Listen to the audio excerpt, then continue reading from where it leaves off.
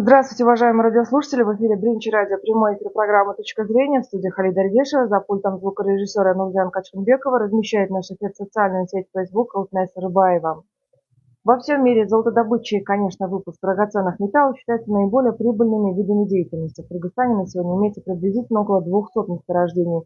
Из них 99 имеют утвержденные запасы. Это около 859 тонн месторождений золота. Также в стране имеется 25 месторождений серебра с объемом запасов более 800 тонн и 14 месторождений меди с объемом запасов также более 800 тонн. Кыргызская республика обладает значительным потенциалом по многим видам природного минерального сырья. На территории геологами выявлено несколько тысяч различных месторождений и рудопроявлений, и нерудных полезных ископаемых.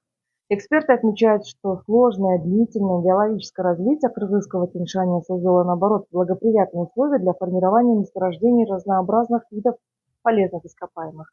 В числе основных видов полезных ископаемых это золото, ртуть, сурьма, редкие земли, олово, уголь, нерудное сырье и подземные воды. Общий балансовый запас золота Кыргызстана сегодня составляет более 500 тонн, как отмечают эксперты. И прямой эфир программы «Точка зрения» сегодня посвящен полезным ископаемым темам месторождения Кыргызстана. Гости программы у нас сегодня заместитель директора Кыргызской геологической службы Министерства природных ресурсов, экологии и технического надзора Кыргызской республики Марат Дюсюбеков. Также к нам позже присоединится доктор технических наук, глава правления Ассоциации горнопромышленников и геологов Дюшенбек Камчебеков. Марат Мамбетович, здравствуйте. Здравствуйте. Добро пожаловать к нам в студию. Мы подождем, Дюшенбека Кыргызбаевича и начнем эфир наш. Думаю, он к нам присоединится. Давайте начнем все-таки с того, 29 января 2021 года вышел указ президента о вопросах реформирования горнодобывающей отрасли Кыргызской республики, который вносит, скажем так, ряд изменений в горнорудную отрасль нашей страны. И актуальность указа президента заключалась в том, что сегодня назрела, скажем так, такая необходимость изменения законодательства и принятия правил игры именно в горнодобывающей отрасли. Насколько изменились правила работы, вот с этого начнем, в горнорудном секторе, ведь все-таки горнодобывающая отрасль является одним из, скажем так, приоритетных секторов для нашей республики. Кыргызча айтып. Ну, вообще у нас на русском. Давайте попробуем на русском. У нас согласно указа президента и согласно действующих законов мы ряд НПА изменили, вносили изменения. И именно поэтому мы по выдаче лицензии порядок тоже изменили. На основании этих мы госпредприятиям несколько лицензий выдавали. В том числе Кумтор Голд Компания выдана месторождение Тоголок. Именно мы сами госпредприятия с 100% долей будем добывать в дальнейшем. В том числе есть госпредприятие Кыргыз Геология. Именно им тоже выдавали несколько рудных месторождений. Они тоже на сегодняшний день они составляют технические проекты для дальнейшей разработки. Продолжите. Да, на сегодня из крупных золоторудных компаний 14 компаний работает. Кумтор Голд, Альянс Алтын, это месторождение Жирый, Макмал Голд, месторождение Макмал, Кыргыз Алтын, Алтын Кен, Итибакыр, Каз Минералс. Они на сегодня в штатном режиме работают. Я хочу, чтобы наши радиослушатели понимали, к нам присоединится доктор технических наук, глава правления Ассоциации горнопромышленников и геологов Дюшенбек Камчебеков. Дюшенбек Кыргызбаевич, здравствуйте, добро пожаловать к нам в студию. Мы очень рады вас видеть сегодня. И тема нашего эфира сегодня месторождение Кыргызстана. Вот такую мы тему сегодня ставим. Вот мы говорили о том, что Марат Мамбетович, если вы знакомый, заместитель директора Кыргызской геологической службы Министерства природных ресурсов, экологии и технического надзора. Вот мы говорим о том, что 29 января 2021 года вышел указ президента, если вы помните, о вопросах реформирования горнодобывающей отрасли нашей страны, который вносил ряд изменений в горнорудную отрасль. И актуальность указа заключалась именно в том, что назрела необходимость, скажем так, изменения, когда мы говорим о правилах принятия, вообще вот законодательство и принятие правил игры именно вот в горнорудном секторе, потому что это очень важный для нашей республики сектор. Вот как вы считаете, насколько сегодня изменены вот эти правила работы? Вот если мы с этого начнем, по вашему мнению.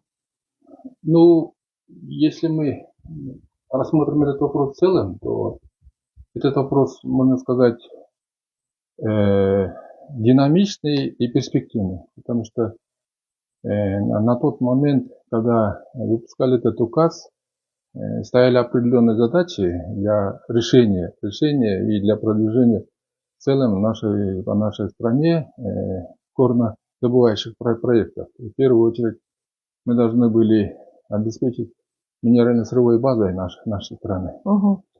И мы в свое время говорили, и сейчас повторяем, говорит о том, что этот вопрос актуальный, реформировать мы всегда должны, но исходя из реальной ситуации, потому что мы должны одновременно ориентироваться, как на этот вопрос смотрят наши соседние страны, потому что если они будут своевременно принимать какие-то, можно сказать, нормальные законотворческие проекты работы, то мы можем отстать от этих процессов и тем самым потерять инвесторов.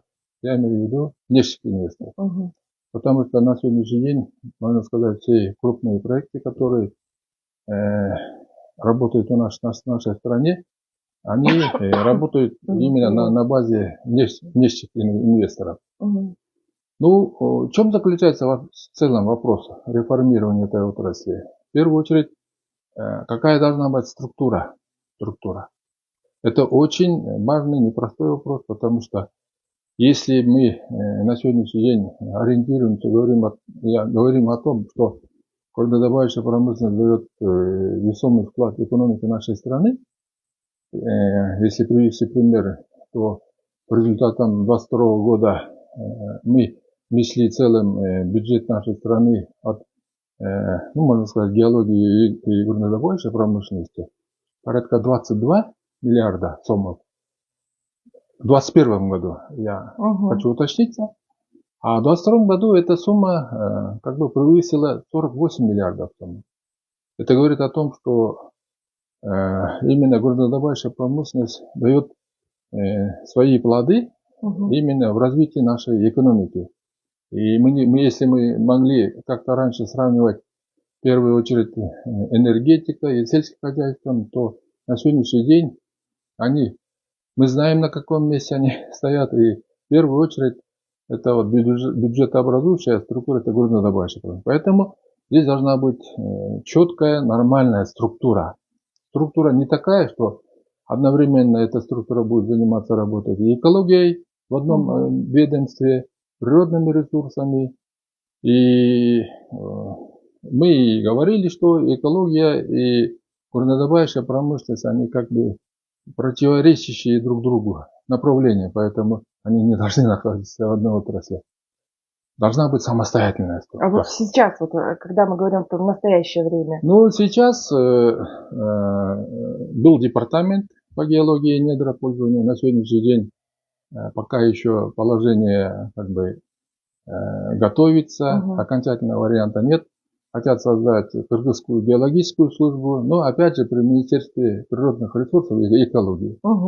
Поэтому этот вопрос мы постоянно говорим и поднимаем, потому что наши соседние страны, даже мы говорим о том, что давайте возьмем пример. Вот допустим, тот же Казахстан, если раньше и экология, и природные ресурсы, и геология, если они находились в одном ведомстве, то они поняли и начиная с 2023 года они разделили эту структуру. Экология находится совсем в другом ведомстве, а именно геология, недропользование, при министерстве индустрии находится.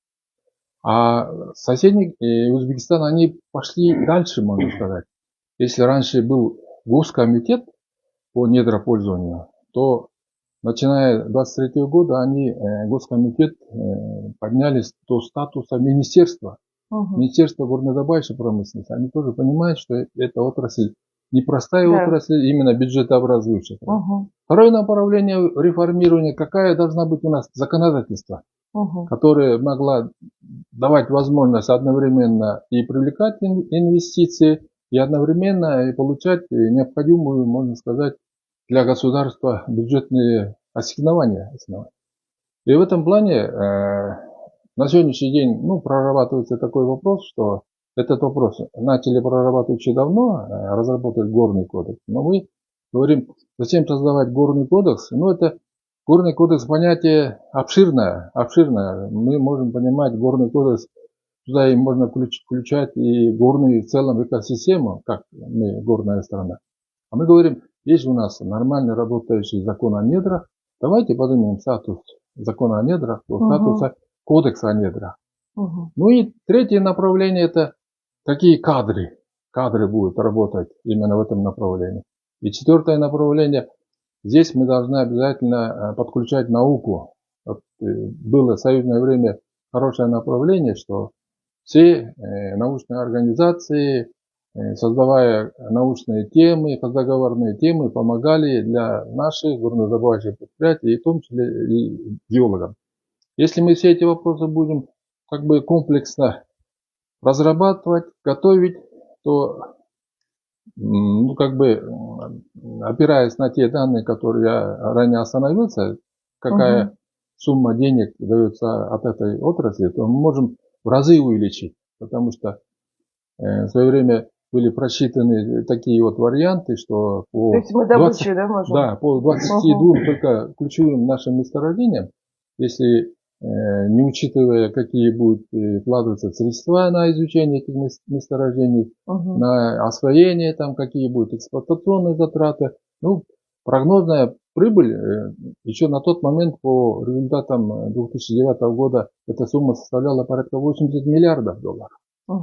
Это только маленькая сумма. А если мы будем брать на сегодняшний день другие такие крупные месторождения, как, допустим, Детымское железорудное месторождение, и другие месторождения, то эта сумма может еще увеличиться в разы.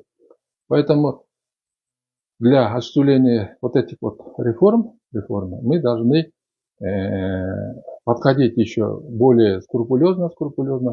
Этот указ был издан в свое время Сооронбаем Жээнбековым. На сегодняшний день многие пункты от этого указа, можно сказать, они не реализованы.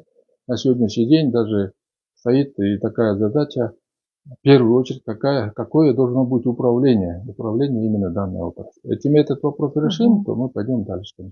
Вы отметили 4 таких важные момента, да? Вы сказали, что, например, в том же соседнем Казахстане и тот же Узбекистан, они понимают, да, что все-таки, как я ранее отмечала, тоже в начале программы, во всем мире именно золотодобыча и выпуск драгоценных металлов это считается, скажем так, наиболее прибыльными видами деятельности, и многие страны это понимают. И нам эти моменты нужно бы, как вы сказали, отделить, да, и как-то, вы знаете, я ваше интервью тоже читала, вы сказали, что государство должно изыскать средства и увеличить в разы финансирование системы геологии тоже. И вы говорили что если например, в 2021-2022 году выделялось на это более 22 миллионов, да, сомов, то последующие на освоение, да, вы сказали, бурение и так далее, да, то есть на эти работы 12-13 миллионов выделяется, и этих средств недостаточно, да, и нужно увеличить, чтобы, то есть когда мы вкладываем в это, я так понимаю, как вы сказали, то мы можем, то есть и добыча увеличится, да, сейчас как обстоят дела финансирования? Да, это, конечно, непростой вопрос, потому что и мы осознаем, что эта минерально-сырьевая база, это не вечная база. Эта база была создана по результатам работы союзного времени, можно сказать, за счет этих союзных денег. На сегодняшний день выделяется очень мизерная сумма для наших геологов. Вы озвучили сумму 22 миллиона, а всего лишь происходит освоение 16 миллионов, допустим, по результатам 2022 года. Это очень малая, мизерная сумма. И тем более мы и раньше говорили, что такой подход не должен быть. Если мы в Конституции говорим о том, что недра, полезные ископаемые, они являются государственной собственностью, то мы должны на это дело обращать очень большое внимание.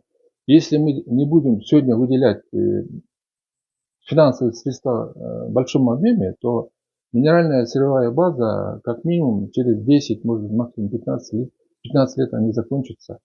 А что будет у нас в будущем?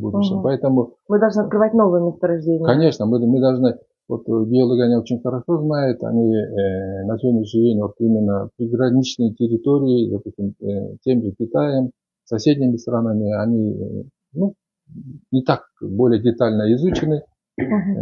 Максимум наша территория изучена в масштабе там 1/200, примерно так. Мы должны еще сгущать до 1/50 в этом масштабе. Мы должны изучать. Для этого нужны большие средства. В союзное время выделялись деньги, если исчислять в долларовом исчислении, да, то эта сумма составляла как минимум 50-100 миллионов долларов в год. Помимо этого направлялась техника, материалы необходимые. Только в чистом денежном выражении выделялись вот такая вот сумма. А на сегодняшний день, сами понимаете, 22 миллиона, и того осваивается 16 миллионов. И там, когда ставится вопрос, то даже государственные геологические структуры, они должны эти деньги получать, только участвуя в тендерах. Как бы определяется тема, участок.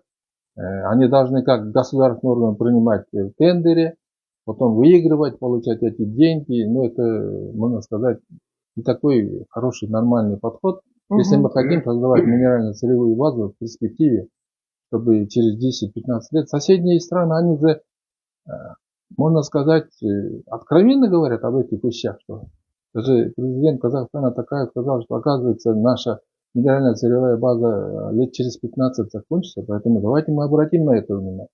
И вот последняя реформа, вот там этот вопрос не касается геологии недропользования, они тоже же поняли, что означает вода, поэтому на сегодняшний день они создали отдельное министерство водных ресурсов и ирригации, они обращают на это внимание. Поэтому мы тоже должны, если говорим, что геология это перспектива, это бюджетные ассигнования, это в дальнейшем это увеличение заработной платы, социальных пособий, там, пенсий, то мы должны в первую очередь обращать внимание именно на геологию, выделять большие финансовые средства, чтобы создавать минерально-сырьевые базы на будущее. А вот активная разработка в каких именно месторождениях сегодня идет? Если мы говорим, что добыча золота, сколько компаний, да, занимается? И среди этих компаний, которые наши отечественные, которые у нас зарубежные, скажем так, иностранные, Марат Мамбетович, на этот вопрос я буду отвечать, наверное. У нас на сегодняшний день выдана лицензия на 2321 лицензий. Если по разрезе видов полезных ископаемых сказать, то коренное золото всего 122, из них поиск 21, разведка 122. На разработку 59 лицензий на сегодня работает. Если, скажем, крупных золоторудных компаний, да, которые на сегодня добывают золото, 14 компаний. То, что говорил Кумтор, Альянс Алтын, Джири, Макмал. Крупные компании, 14 компаний работают. Они на прошлый год, на 22 год добывали 32 тонны золота. Это вы общее посчитали, да? В общем, это из 14 компаний, крупных компаний. Вот я спросила, почему насчет лицензии, да, мы знаем, что ранее выдача лицензии, да, бывало, что сопровождалось, скажем так, коррупционными схемами, да. Вот сейчас какой-то порядок изменился, вот, например, Тушин Кыргызбаевич говорит, нужно менять, вот нужна четкая структура, да, в работе, чтобы вот это все было четко прописано. Вопросы экологии здесь, вопросы геолого-разведочные здесь, да, то есть каждый, вот если каждый будет свою функцию, да, и кадровый вопрос, это тоже очень важную и роль играет, да. Вот когда мы говорим про лицензии сегодня, вот как, изменен подход к ним или? Да, изменен. В 2022 году закон о недрах изменили. Именно порядок выдачи лицензии. Туда включили не менее 30%, чтобы государство была, да, доля. Поэтому порядок выдачи лицензии там госпредприятиям выдается 100% доля участия. И остальные, если инвесторы, если придут, например, Кыргыз-Геологи выдавали лицензию, они будут с ними договор товарищества. Минимум 30% обязательно должен быть государство, да? Я думаю, этот коррупционный риск здесь исключается, да? А вот скажите, Дюшимак Кыргызбаевич, все-таки 30% это доля государства, это очень хороший, да, показатель, все-таки, когда мы говорим, вот, когда разработки, да, и так далее, да. Вы помните, президент говорил о том, что Кыргызстан имеет все силы и возможности, да, добывать и заниматься разработкой золота у себя самостоятельно, то есть не привлекая, да, иностранных инвесторов. Вот, когда он выступал, говорил об этом тоже не раз. И все эти средства мы будем направлять на развитие нашего государства. Вот мы работаем в этом направлении уже, у нас получается, вот, например, Кумтор, да, очень хорошие показатели мы получаем.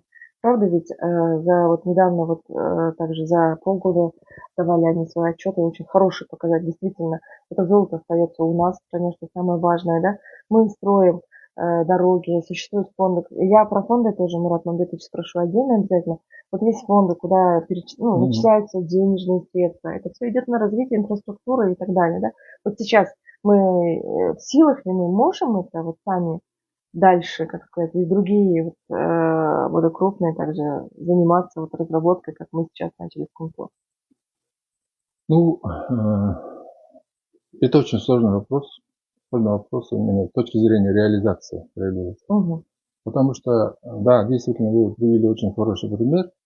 Кумтор – это действующий проект. На сегодняшний день, допустим, по результатам 2022 года они, если добыли порядка 17,3 тонн золота, то в целом бюджет получил выручку где-то порядка 980 миллионов долларов. Все эти деньги, действительно, они остались у нас. Прибыль на тот момент составляла где-то 330 миллионов долларов. А вот по результатам первого полугодия прибыль у них составляет где-то порядка 140 миллионов долларов.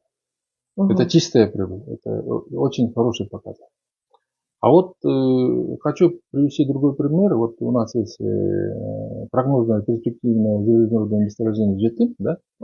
Там где-то прогнозные запасы составляют где-то от 3 миллиардов, возможно, и более миллиардов тонн.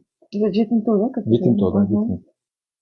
Но на сегодняшний день, чтобы довести до ума это месторождение, мы должны туда вложить очень большие финансовые средства, в первую очередь провести детальную разведку. Много споров было, да, вокруг этого еще? Да. Чтобы мы должны получить реальную картину, какие там действительно запасы и какая там руда находится. То есть мы не знаем сейчас? Только прогнозные запасы. И есть участки, 7 участков там, где находится там магнетитовая руда, где гематитовая руда. Мы должны все это определить. Для этого нужны большие финансовые средства. Потом, чтобы освоить это месторождение, мы должны, прежде чем строить там инфраструктуру, мы должны построить, в первую очередь, железную дорогу. Мы должны туда протянуть линию электропередач. А потом строить эту инфраструктуру и добывать железо. Для этих целей необходимо примерно средства порядка где-то 5-7 миллиардов долларов. А если мы начнем осваивать это месторождение, если мы хотя бы даже поставим на баланс 1,5 миллиарда, мы говорим, прогнозные запасы более 3 миллиардов, если мы даже поставим на баланс 1,5 миллиарда тонн, пусть 500 миллионов запасов уйдут на эксплуатационные затраты. Если мы даже миллиард тонн продадим по $100 за тонну, то мы получим, это сколько? Это очень много. Да, это более 100 миллиардов долларов получим. Значит, есть смысл, да? Есть смысл.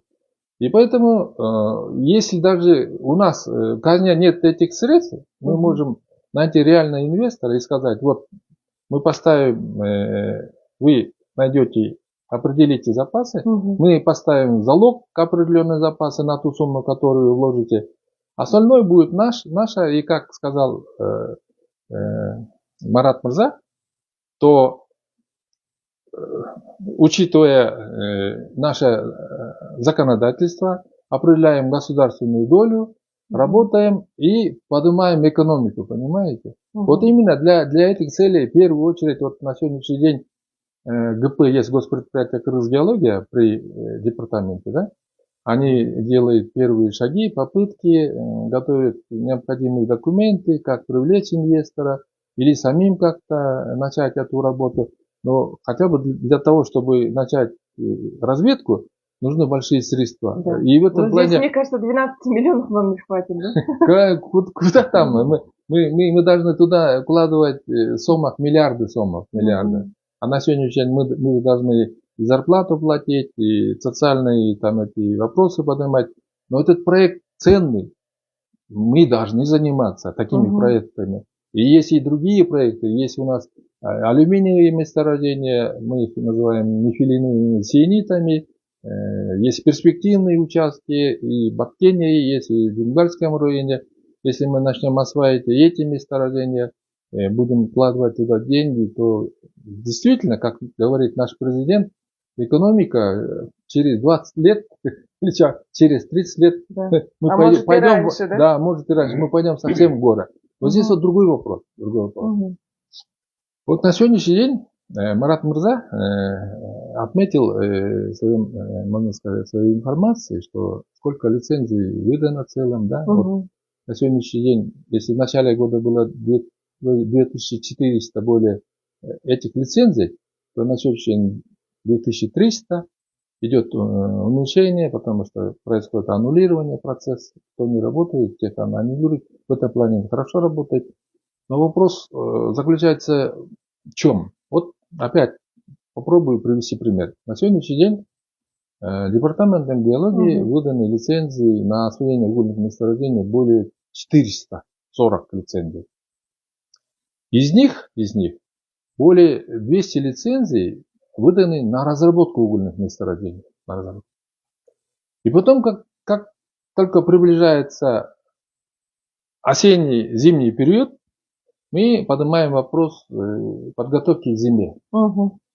И здесь у нас есть одна структура, госпредприятие «Кыргызгомбек». Эта структура, на сегодняшний день они получают дополнительные лицензии, но эта структура была создана на базе только одного участка месторождения Каракеча. И это предприятие называется госпредприятием «Кыргызгомбек». А разработкой занимается более 200, можно сказать, недропользователей лицензиатов. Поэтому мы говорим, нужно создавать цельную, нормальную структуру, которая будет заниматься вопросами угледобычи в нашей стране. И мы говорили об этом. На сегодняшний день Кабинет министров принимает очень хорошее решение. Они создают на базе госпредприятия «Кыргызгомбек» акционерное общество. Была идея создать государственную корпорацию. Ну, это очень хороший вопрос, потому что мы должны знать... Которую вот создать национальную горнодобывающую компанию, да, вот в рамках реформы вы про это говорите, да? Вот создать на базе госпредприятия «Кыргызгомбек» цельную такую корпоративную, такую большую организацию, которая будет заниматься целым разработкой вопросов угольных месторождений, курировать. Они будут получать информацию, планы развития горных работ, будут составлять объектные планы, будут готовиться к зиме, сколько там тартового угля будет, на юге сколько будет добываться уголь, какие предприятия будут добывать уголь. Вот в этом направлении, если мы будем работать, то вопрос пойдет дальше. И тоже касается вопроса золотодобычи в нашей стране. На сегодняшний день есть у нас госконцерн «Кыргызалтын», занимается несколькими предприятиями. Буквально недавно они получили дополнительные лицензии на изучение месторождений. Это месторождение Чакуш, Мироновская здесь, в Тюменском районе. Но опять же, на сегодняшний день выданы лицензии порядка 400 лицензий именно на освоение золоторудных месторождений. Поэтому мы тоже в законодательном плане, правовом плане должны дать возможность государственному акционерному обществу «Кыргызалтын» возможность курировать, регулировать эти вопросы, именно вопросы разработки. А геология, они на сегодняшний день справляются со своими задачами. Их задача, включая госпредприятие «Крузгеология», получает в бюджете большие финансовые средства, изучать, находить новые месторождения, определять запасы, готовить на перспективу, можно сказать, миллиардную сырьевую базу. И вот на сегодняшний день, если мы в первую очередь укрепим, создадим самостоятельную структуру, как геология самостоятельно, второй момент, создадим на базе не концерна акционерного «Кыргызалтын» какое-то правовое поле, которое будет заниматься вопросами именно золотодобычи в нашей стране, и Кыргыз Гомер, который будет заниматься вопросами угледобычи в нашей стране, то этот вопрос будет дальше продвигаться. И помимо этого есть у нас Кыргызнефтегаз предприятие. На сегодняшний день выдано целым на разработку нефтегазовых месторождений порядка 50 лицензий. Но у Кыргызнефтегаза только 14 лицензий. А мы должны создавать на сегодняшний день базу, чтобы обеспечивать сырьем и нефтепродуктами нашей страны. На сегодняшний день, если потребность составляет где-то 1,5 миллиона тонн, мы всего лишь добываем порядка 270 тысяч тонн. На этот год поставили задачу 300 тысяч тонн. Мы должны увеличивать. Поэтому и на базе Кыргызнефтегаз именно нужно создать такую правовую базу, чтобы они тоже могли осуществлять в этом направлении свою работу. Я вас поняла. То есть в каждом направлении должен быть свой порядок и четкая структура, как вы сказали, и тогда уже мы будем получать и прибыль, и ту работу, которую хотелось бы, да, и каждый будет занят своим делом, как вы говорите, да, то есть вот вы говорили как раз про уголь, да, тему затронули. Вы помните, президент тоже про месторождение угольное Джергалан, да, он комментировал, вот когда ему задавали вопрос, что отдельные лица, некоторые СМИ начали утверждать, что это неправда, что возобновила работу вот наша шахта Джергалан, другое предприятие. Президент говорил о том, что да, к этому очень долго готовились, и кредит был взят, да, в Российском фонде развития, да, 1 миллион 700 тысяч долларов, то есть туда частный предприниматель вложил такие средства. Вот про это, например, да, насколько вот выгодно было, да, например, в плюсе и для государства, вот президент же говорит о том, что там будет новая техника и так далее, да, давайте поддерживать такие проекты, он говорит, да, что это все приносит пользу для государства. Вот немножко бы хотелось и ваше мнение здесь услышать о пользе именно вот этой угольной шахты. Джергалан это как угольное месторождение, это очень хорошее перспективное месторождение. Если в северном регионе тот же Калакский угольный бассейн, Каракече, там находится бурый уголь, а именно в Джергалане находится камень. Да. Очень хорошего качества. Да, очень хорошего качества. И этот уголь отличается от других углей, которые находятся на территории Кыргызстана. У него есть в составе своя смола. С этого угля можно... Обычно у нас в стране такой вопрос возникает. При выпуске брикетов нужны связующие материалы. А у нас в республике нет этих материалов.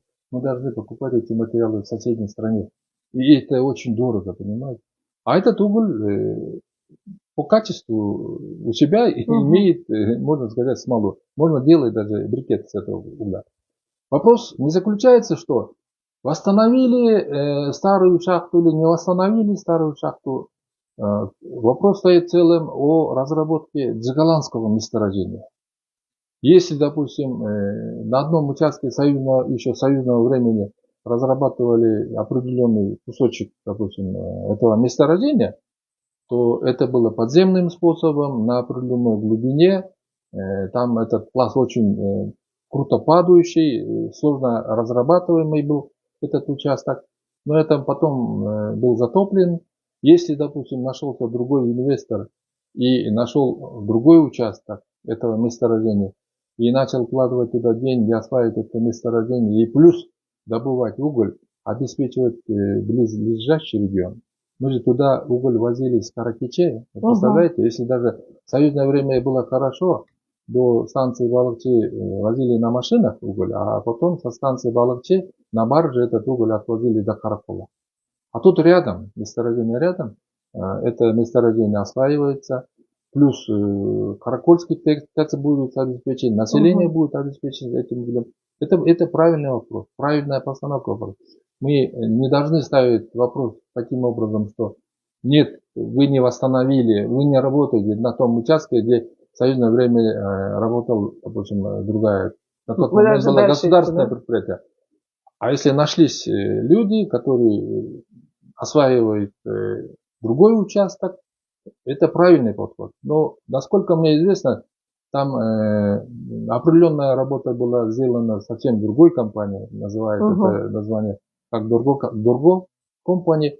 Если там были затрачены какие-то финансовые средства на создание этой инфраструктуры, если они могут доказать все это ныне действующему предприятию, то они должны между собой договориться, и я думаю, можно прийти к какому-то консенсусу и возместить те затраты, которые эта компания была затрачена. И этот вопрос можно снять. А на сегодняшний день, если осваивается это месторождение, и тем более они закупили с России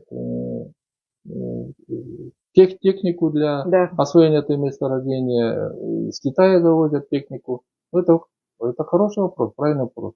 И на сегодняшний день у нас есть очень хорошие месторождения и таксующиеся месторождения. На сегодняшний день вот, геология, они получили лицензию на освоение, если у нас Каркаша месторождение, если мы будем разведывать и определять там запасы, детальные, можно сказать, запасы, а потом будем осваивать эти месторождения, то у нас в будущем будет и коксующийся уголь. Это уголь, если у нас нет как бы металлургического процесса передела в нашей стране, то соседние страны, тот же Китай, тот же, допустим, Казахстан, они готовы закупать коксующийся уголь. Душенбек Кыргызбаевич, вы так хорошо все рассказываете. Вот я думаю, наши радиослушатели даже вот больше информации получили, да, сколько всего богатства вообще в наших землях у нас кроется, да, и только вот не хватает чего, вот именно вот этих, как я сказала, геологоразведочных работ, и чтобы дальше заниматься разработкой, да, и здесь мне очень хотелось бы, Марат Мамбетович, вас спросить, да, вот как Душенбек Кыргызбаевич сказал, ваше дело находить новые месторождения, да, вот новые месторождения находятся сейчас. Когда мы говорим, например, сейчас о новых вот инвесторах, да, привлечении инвесторов. Ну, давайте вот сначала вот, получается ли находить новые месторождения? Новые месторождения на сегодняшний день. Вот сейчас мы давали лицензию Кыргызгеологии. Я думаю, они будут изучать именно по утверждению запасов, находить новые полезные ископаемые, новых месторождений. Да, как упомянул Кыргызбаевич, чтобы найти месторождение, изучать, бюджет немножко не хватает. Да? Поэтому Кыргызгеология тут наша надежда, да? А вот скажите, вот мы говорим о привлечении инвестиций тоже, да, это необходимость важная, да? И вот как важную, скажем так, вот часть работы вашей, да? Как сегодня с этим у вас ведутся, скажем, может быть, переговоры? Если, может быть, в перспективе какой-то, может быть, секрет откроется, там какой-то крупный инвестор к нам идет или как в этом направлении? Сейчас крупными инвесторами Кыргызгеология договор состоял с инвесторами именно по разработке месторождения Андаш и Талдыбулак. Это находится в Таласской области. Они на сегодня планируют хорошую работу, чтобы провести сначала слушание с местным населением, в дальнейшем корректировать технические проекты и на основании технических проектов они будут разрабатывать месторождения. А вообще идут ли инвесторы? Вот к ним все-таки подход изменен же. Мы очень часто говорим, что у нас очень лояльный такой и налоговый режим, и кабинет министров об этом часто говорит, да, и зовет. Инвесторы идут, со своими программами идут. Я думаю. Душенбек Кыргызбаевич, если говорить об усилении контроля, да, за незаконной добычей полезных ископаемых, да, когда мы были вот, когда незаконная добыча вот именно, а в том числе вот лицензионный контроль, да, мы сейчас говорим, что там уже немножко выдача лицензий, да, уже более строже стало, вот как сказал Марат Мамбетович, да. Здесь нужно еще и обеспечить рациональное, да, использование, скажем так, использование недр, промышленные, и вот вопросы экологии, да, очень тоже важны вот здесь, безопасность экологическая. И насколько мы, когда говорим об, скажем так, добыче полезных ископаемых сегодня, да, придерживаемся ли мы вот этих международных стандартов, когда мы говорим об экологической безопасности? Позвольте мне дополнить несколькими словами предыдущий вопрос. Да? Угу. На сегодняшний день именно выдача лицензий или привлечение инвесторов заключается в законодательном плане вот таким образом, что если есть какое-то перспективное месторождение, то на это месторождение на сегодняшний день у нас нет такого подхода, что путем прямых переговоров отдать лицензию. На эти объекты осуществляются аукционы. Организовывается аукцион, принимает участие и получает лицензию. А в законодательном плане есть вот такой вот хороший подход для наших государственных предприятий. Тот же, допустим, концерн Кыргыз-Алтын или госпредприятие Кыргыз-Геология или госпредприятие Кыргыз-Гомир, они являются стопроцентными государственными структурами, они могут получить по решению правительства без всякого аукциона, без всякого тендера. Получает лицензию, а потом они привлекают инвестора на той базе. Это же, опять же, законодательная норма. Не менее 30% определяет долю, государственную долю, привлекает инвестора и начинает там работать. Вот такой подход, вот как раз Марат Мурза привел пример.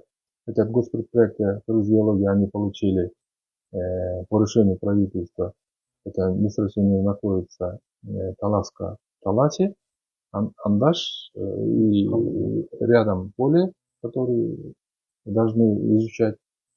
И они уже начинают там работать. То есть государственные доли, да, каждое месторождение, оно само по себе уникально, да, и каждое месторождение должен быть тоже уникальный сам свой подход получается. Конечно, да? Конечно. Это на сегодняшний день, можно сказать, правильный подход. Но есть сейчас, определенные... И инвестор должен понимать, где долю государства. Да, и тем более инвестор, он же будет с другой стороны рад, что государство будет защищать. Если он раньше принимал участие в аукционе, платил какие-то большие финансовые средства, участвуя в аукционе, брал лицензию, а потом на местном уровне появлялись какие-то протестные настроения, не давали ему работать, он терял этот объект и уходил. А тут государство само участвует в этом проекте, и государство будет защищать его как инвестора. Как гарант еще. Да, это хороший подход.